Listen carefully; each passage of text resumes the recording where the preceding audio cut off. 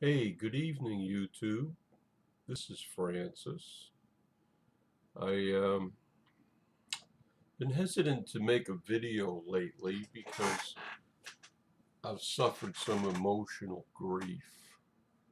Um, on New Year's Eve, I said some things in a hangout that were misunderstood by a very close friend, and it grieves me that, our friendship is over for now. Um, I just hope the person who knows who I'm talking about would reconsider. I Anyway, that's really all I have to say about it. Um, I think there was a misunderstanding. I still love you, and even though you have an ill opinion of me, I don't care. I love you, and I wish you would reconsider our friendship. Anyways, I was visiting with another friend last night who greatly encouraged me, and it's funny how the it seems like the women and girls in Canada. Um, my family is originally from Canada, so maybe there's a link there. But I just love my dear friends in Canada, and there's more than one. And anyways, I'm not going to get specific with names right now, but a couple of my very close girlfriends have been a big encouragement to me. We all have trials to go through. Anyway, enough about that. I I've been on HRT for, well, actually the estrogen hormone for 15 months and 1 week. Okay, so it was a week ago. It was 15 months, and I was thinking about doing a video a week ago, but I just didn't have a lot to say. I was troubled about other things, and but anyways. So today is a Monday night, and last night I had a very encouraging hangout with a dear friend, and she's always been someone special in my heart, and she still is. And anyway, sometimes you just have to move on in your life and leave people behind that misunderstand you or actually don't give a rip. I, anyways, I've had instances where I call people from my family, and they never call me back when it's a convenient moment, except for maybe my mother and my sister. But it's like every time I call some people that are dear and I love them, they don't have time for me, you know. Um, and I don't want to get into any details, but it's discouraging. And I know all the transgender women out there know what I'm talking about. You try to be yourself, you try to be good to all the members of your family, and they, whatever they think in their head, is like not even close to what you really are inside. And that is depressing. Anyway, I'm tired of talking about stuff. Debbie Lynn made some salmon cakes today. Um, she has a special recipe and fries them up. And anyway, this is one of them, okay? See, it's like, that's a salmon cake. And A little while ago, I cut off a piece of Italian bread. Yeah, Francis loves Italian bread. I only maybe buy one of these once a month or once every other month, but I love cutting off some Italian bread and have a sandwich with it, whether it's fish, chicken, or beef. Yeah. Anyway, so I had a couple salmon patty sandwiches today, and it was delicious. And I also have some Miller High Life. Anyway, um,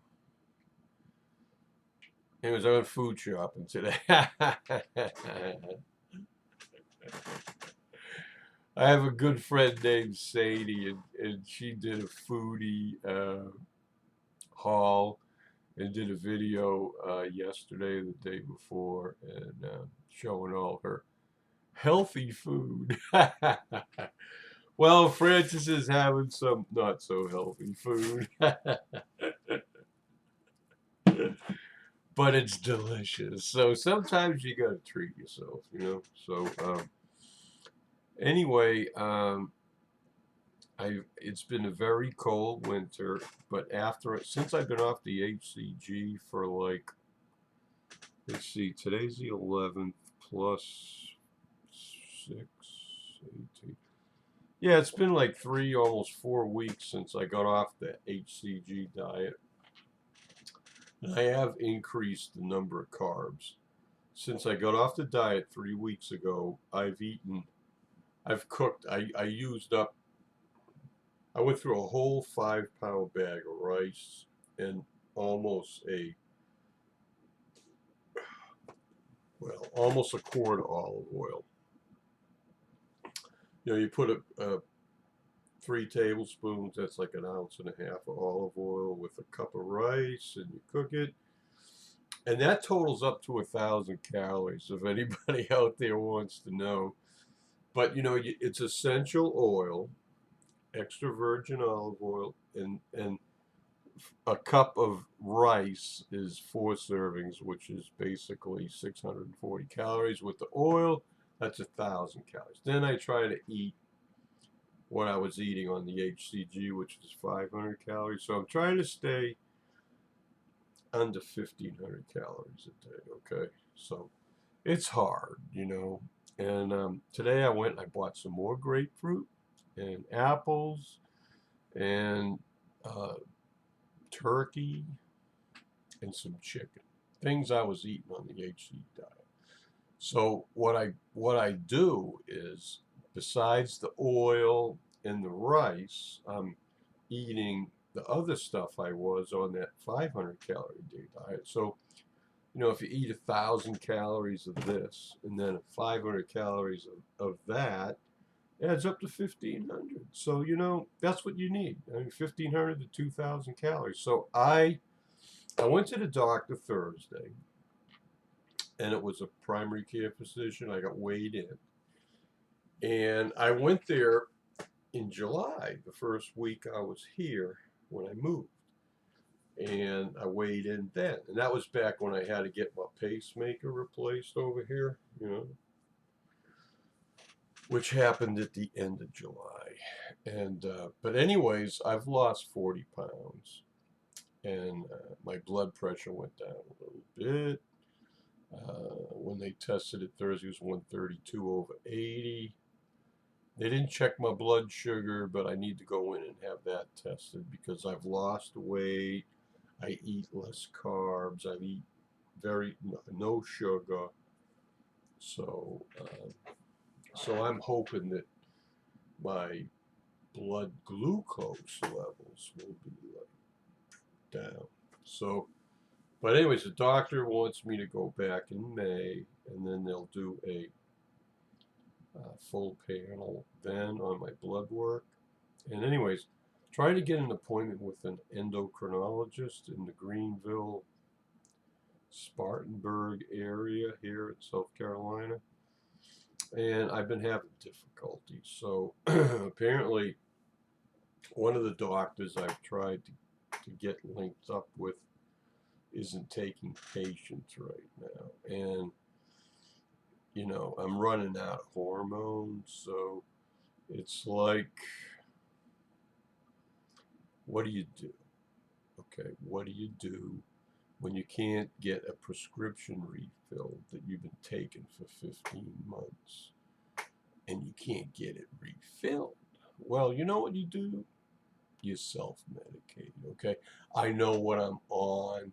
I know what I was tested, and if you can't get to the doctor to get a refill, then what do? Use alternate means to obtain.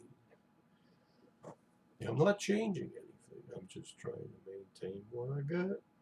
So, anyways, in this backward state of South Carolina, it's kind of hard to find an endocrinologist that will take a transgender patient.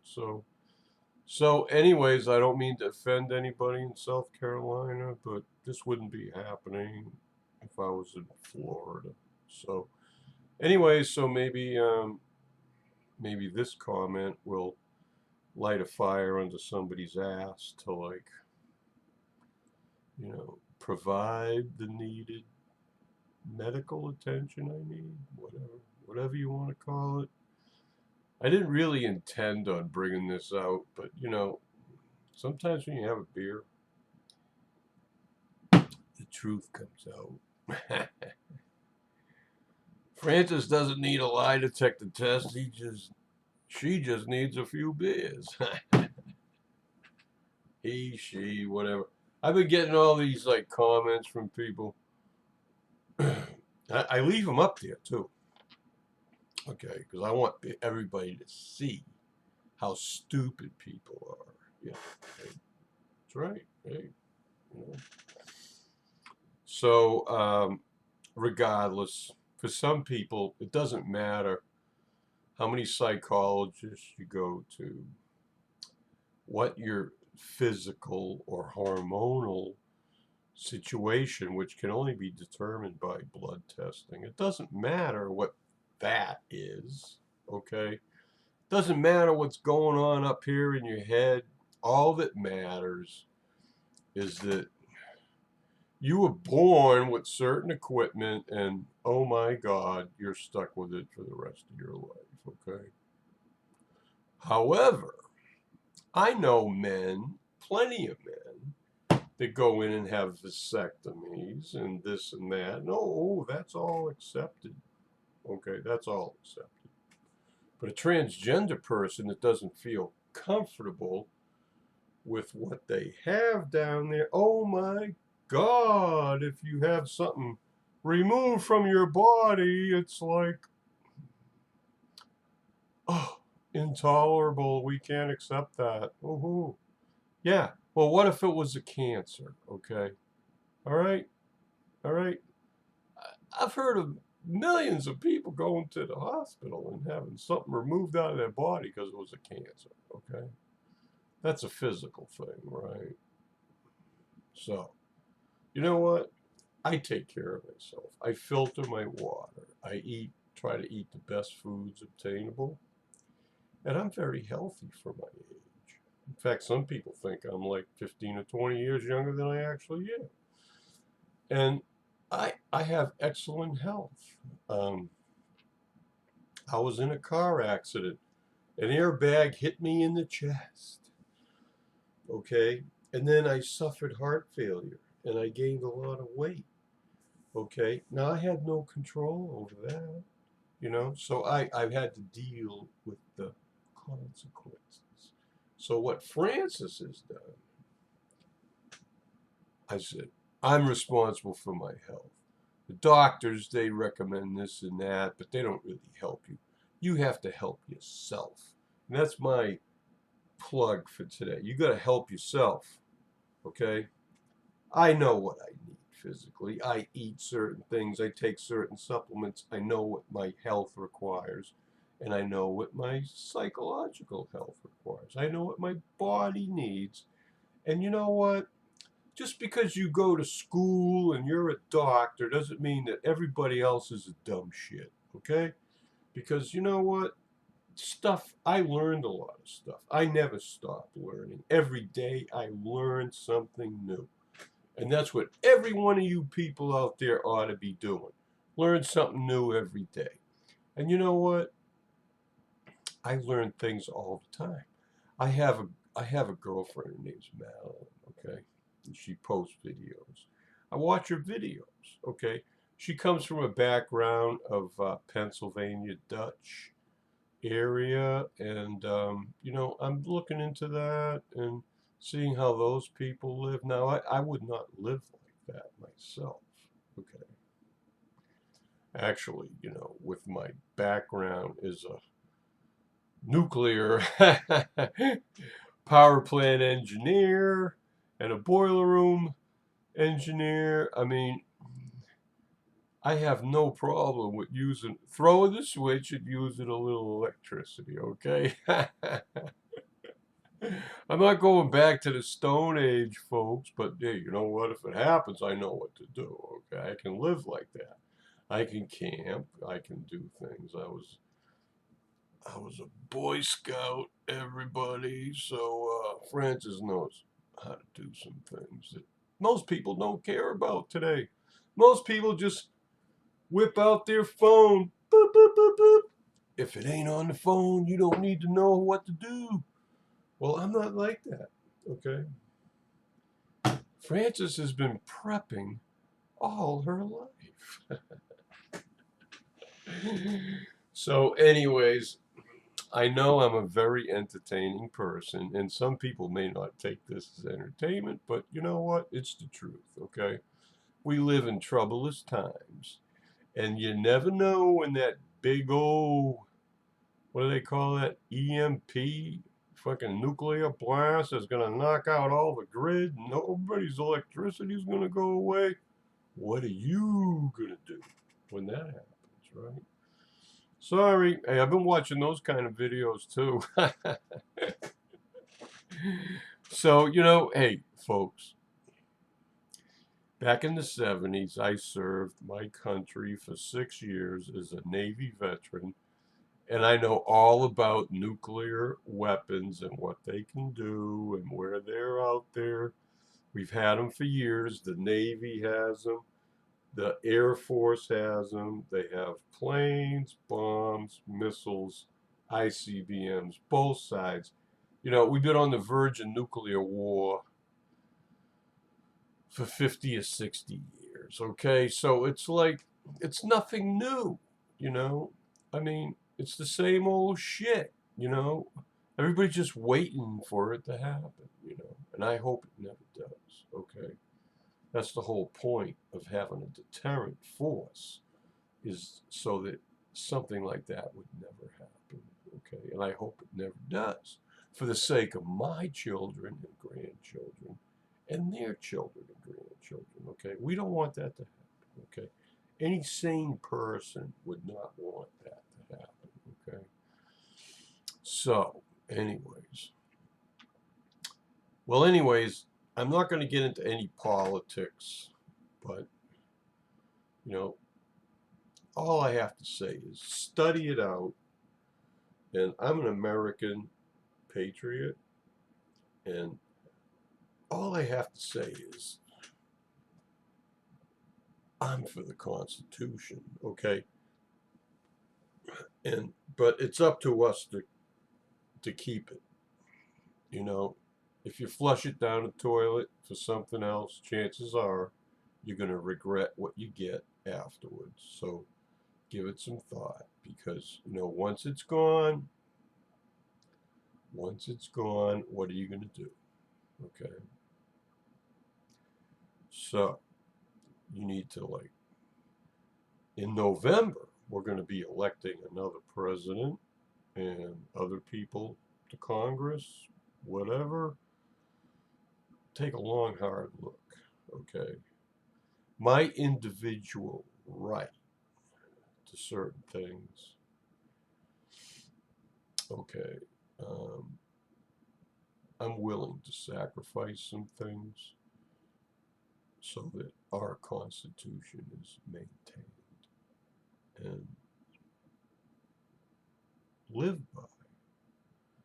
You can't trash something that's that important just because on something that might benefit you even financially or materially. Okay? That's why veterans who served this country and sacrificed time out of their life, they know what it's all about. And you know what? I don't mean to criticize people, but people that have lived exactly how they want to and never gave any of their time or sacrificed or been in harm's way to protect our rights as freedom-loving people.